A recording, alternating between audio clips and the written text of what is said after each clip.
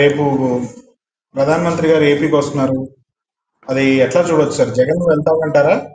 ఇప్పుడు అది చర్చ నడుస్తుంది. 2014లో మొదటిసారి ప్రమాణ స్వీకారం చేసిన తర్వాత చంద్రబాబు గారు నరేంద్ర మోడీ గారితో శంకుస్థాపన చేశారు. నిజానికి అప్పుడు రమ్మని లెటర్ రాశారు. ఒకరిద్దరు మంత్రులు, అచ్చెన్నాయుడు గారు లాంటి మంత్రులు డైరెక్ట్గా జగన్మోహన్ రెడ్డిని కలవడానికి వెళ్తే ఆయన నిరాకరించారు. అంటే వాళ్ళు పార్టీ నాయకులు రిసీవ్ చేసుకున్నారు, వాళ్ళందరితో కూర్చొని మాట్లాడినారు, టీ కాఫీ తాగారు, అవన్నీ బాగా గౌరవప్రదంగానే ఉన్నారు. బట్ మీరు ఎందుకు వచ్చారో తెలుసు కాబట్టి ఈ విషయంలో జగన్మోహన్ రెడ్డి గారు వైఖరి స్పష్టంగా ఉంది కాబట్టి మేము రాలేము కాబట్టి కలవలేదు. జగన్ గారు వాళ్ళని కలవలేదు. ఆడ ఉన్నటువంటి లీడర్లకి ఇన్విటేషన్ ఇచ్చేసి వెళ్ళిపోయారు. సిన్సియర్గా అప్పుడు ప్రయత్నించింది తెలుగుదేశం పార్టీ. కానీ అనూహ్యంగా జగన్మోహన్ రెడ్డి గారు ఆ సభకు రాలేదు. రాకపోగా బహిరంగంగా లెక్క రాశారు. అమరావతి రాజధాని పైన తనకున్న భిన్నాభిప్రాయాలు, అదేవిధంగా ప్రధానంగా ఎన్నికల హామీలు అమలు చేయలేని ఈ ప్రభుత్వం కారణంగా ఆ రోజులని ముఖ్యంగా రుణమాఫీ లాంటి ఒకటి రెండు విషయాలు కాబట్టి అసలు కాలేదు ఆ రోజు. అది పెద్ద చర్చనీయాంశం అయింది. ఈసారి జగన్మోహన్ రెడ్డి గారు హాజరయ్యే అవకాశాలు ఉండవని నేను అనుకుంటున్నాను. తెలుగుదేశం పార్టీ కూడా లాస్ట్ టైం లాగా పిలుస్తుందని కూడా నేను అనుకోవట్లేదు. ఎందుకంటే లేకపోతే బహిరంగంగా పిలుస్తారా, స్ట్రాటజీగా పిలుస్తారా తెలియదు. కానీ ఎందుకు అంటే జగన్మోహన్ రెడ్డి గారు ఆ రోజు రాకపోవడానికి అమరావతి ఇష్యూ కాదు, ఎన్నికల హామీ ముఖ్యంగా రైతు రుణమాఫీ చేయట్లేదు, సంపూర్ణ రుణమాఫీ అనే పాయింట్తోనే ఆయన ప్రధానంగా చర్చనీయాంశం చేశారు. ఎన్నికల హామీలు ఉల్లంఘించారని. ఇప్పుడు ఎన్నికల హామీలే పూర్తిగా లేదని కదా, ఎన్నికలకు ముందు నుంచి యుద్ధం జరుగుతుంది ఎన్నికల హామీల చంద్రబాబు గారి పైన. ఈ టైంలో సంపూర్ణంగా వ్యతిరేకంగా ఉండే విషయాల్లో ఆయన వెళ్తాడా రాజధాని శంకుస్థాపన పేరు జరిగేదానికి? కాబట్టి వెళ్ళడం అవకాశం లేదు. రెండో అంశం, రాజధాని పైన జగన్మోహన్ రెడ్డి గారి వైఖరి స్పష్టం. 5 ఏళ్ళు జరిగింది. చంద్రబాబు గారి వైఖరి స్పష్టం. ఈ దశలో ఆయన రాజధాని పేరుతో అక్కడికి వెళ్ళినా వెళ్ళకపోయినా వచ్చే మార్పు ఏ ఉండదు.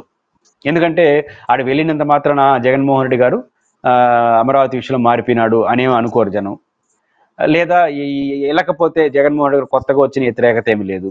కాబట్టి నాకు తెలిసి అమరావతి విషయంలో మీరు చేయదలుచుకుని చెయ్యండి, నా వైఖరి నేను ఎప్పుడో చెప్పేశాను, ఇంకా కొత్తగా చెప్పేది మీరు చేయదలుచుకుంది మీరు చేయండి, మేమేం అడ్డుకోము అనే వైఖరితోనే జగన్మోహన్ రెడ్డి గారు ఇంకా చాలా కాలం పాటు ఉంటాడు.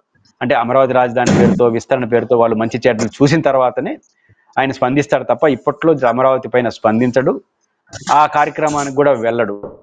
ఒక చిన్నంటే సోషల్ మీడియాలో తెలుగుదేశానికి అనుకూలంగా ఉన్నారు. జగన్ వెళ్ళకపోతే మళ్ళీ అమరావతికి గ్యారంటీ లేదు. ఎందుకంటే ఇప్పుడు వెళ్ళలేదంటే అర్థం ఏంటి? వ్యతిరేకంగా ఉన్నాడని. కాబట్టి జగన్మోహన్ రెడ్డి గారు మళ్ళీ ఎన్నికల్లో గెలిస్తే ఇప్పుడు 1,00,000 కోట్లతో 40,000 కొత్త ఎకరాలు ఇవన్నీ తీసుకుంటే దాని పరిస్థితి ఏమవుతుంది? కాబట్టి జగన్మోహన్ రెడ్డి గారు వస్తే భయం లేదు, రాకపోతే భయము అనే చర్చ ఒకటి నడుస్తుంది సోషల్ మీడియాలో విస్తృతంగా. ఇది మంచి చర్చే. బట్ నేను అనుకుంటుంది జగన్మోహన్ రెడ్డి గారు ఇప్పట్లో అమరావతి పైన ఎలాంటి స్పందన చేయడు. జగన్మోహన్ రెడ్డి గారు వైఖరిలే మార్పు ఉండదు. అయితే తెలుగుదేశం పార్టీ ఈ 4 ఏళ్ల కాలంలో ఎలాంటి ఏర్పాట్లు చేస్తుంది అక్కడ? అంటే తాత్కాలిక ఏర్పాట్లు చేస్తుందా, శాశ్వత ఏర్పాట్లు చేస్తుందా, మార్చుకోలేనంత ఏర్పాట్లు చేస్తుందా, మార్చుకునే వెసులుబాటు కల్పిస్తుందా? ఇవన్నీ చూడాలి ఈ 4 ఏళ్ళ తెలుగుదేశం పార్టీ ఏం చేయబోతోంది అమరావతిలో అని. కానీ జగన్మోహన్ రెడ్డి గారు మాత్రం వేచి చూచే ధోరణితో ఉంటాడు, ప్రత్యేకించి వెళతాడు అని నేను అనుకోను. తెలుగుదేశం పార్టీ కూడా ఆయన్ని పిలుస్తుందని నేను అనుకోవట్లేదు.